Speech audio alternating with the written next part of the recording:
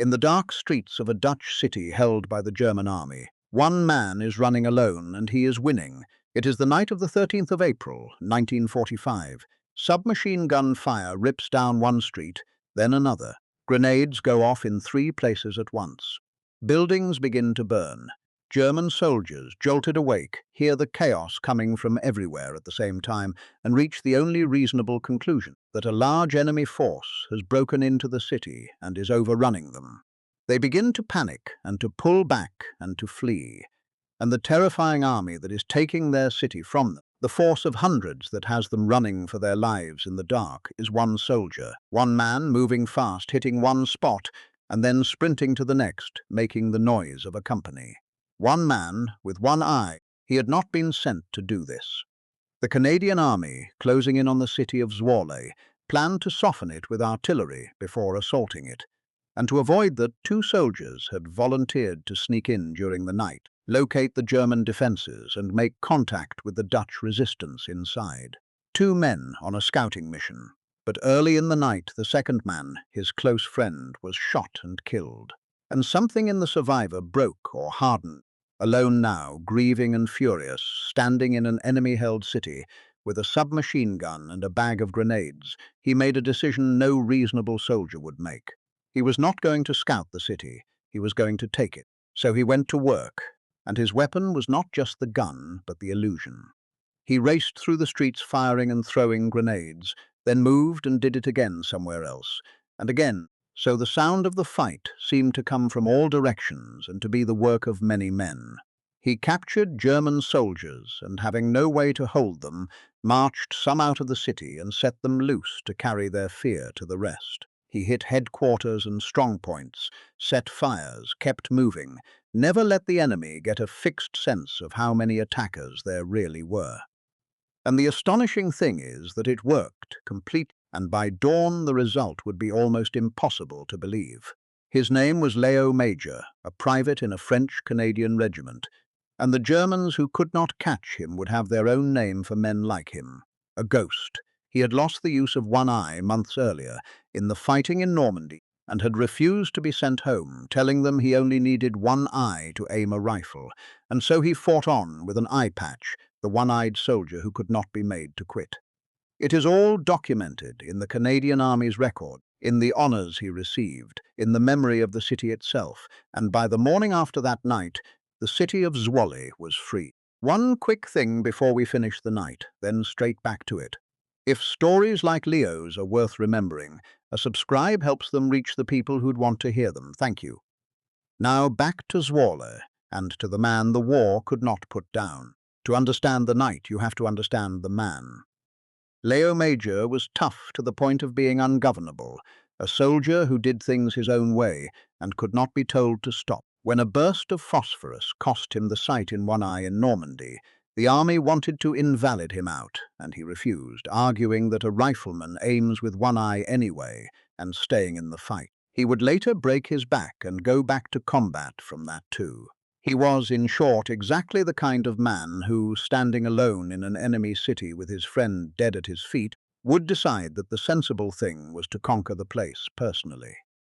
Grief lit the fuse, but the character had always been there. The heart of what he did was psychological as much as physical. A city is defended by soldiers who believe they know, roughly, what they are facing. Major spent the night making sure the German garrison never knew, feeding them a monster of their own imagining, an attacking force that seemed to be everywhere and nowhere, striking, vanishing, striking again. He is said to have burst into a place where German officers were gathered and, at gunpoint, delivered the message that the Canadians were coming in overwhelming strength and they had better leave, and, coming from the chaos exploding across the city, the bluff was entirely believable. The defenders had every reason to think the words were true, because everything they could hear said so. Through the long hours of the night he kept it up, alone, moving constantly, and the garrison's nerve came apart. Unable to find or fix the attacker, convinced they were being overrun, the Germans began abandoning their positions and streaming out of Zwolle. Major fought SS troops, attacked and burned a headquarters building, freed the city block by sheer relentless motion and noise. and slowly the guns fell silent because there was no one left to fire them. He had, across a single night, driven an entire enemy garrison out of a city by himself. And here is the part that mattered most to the people who lived there. Because Léo Major had taken Zwolle in the night, the Canadian artillery bombardment planned for the city was called off. It was no longer needed, and so it never came, and the city was spared the shelling that would have killed civilians and wrecked its streets. Toward morning, Major found the Dutch resistance and told them the news that must have seemed impossible. The Germans were gone, and Zwolle was free. One man had liberated a city and saved it from destruction in the same night, and the people of Zwolle have never forgotten it. It is worth pausing on the sheer physical madness of the night.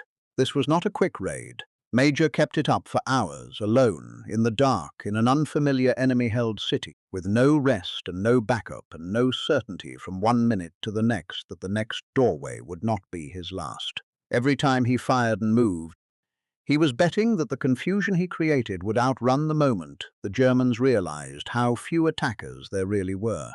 If they had ever pinned down the truth that a single man was doing all of this, the whole illusion would have collapsed and they would have hunted him down in minutes. He never let them. He simply kept moving, kept striking, kept the monster alive in their minds until, exhausted and terrified and convinced, they broke and ran. Sustaining a lie that large at that speed under fire all night is its own kind of impossible. For the liberation of Zwolle, Léo Major received a high decoration for valor. And remarkably, that was not the peak of his strangeness, because years later, in the Korean War, he did something nearly as impossible again, leading a small group that seized and then held a critical hill against a vastly larger Chinese force, and for that he was decorated a second time. Very few soldiers in history have ever been honored for extraordinary valor in two different wars. Léo Major, the one-eyed private who conquered a city alone, was one of them. That is the whole story, and it stays hard to believe even knowing it is true.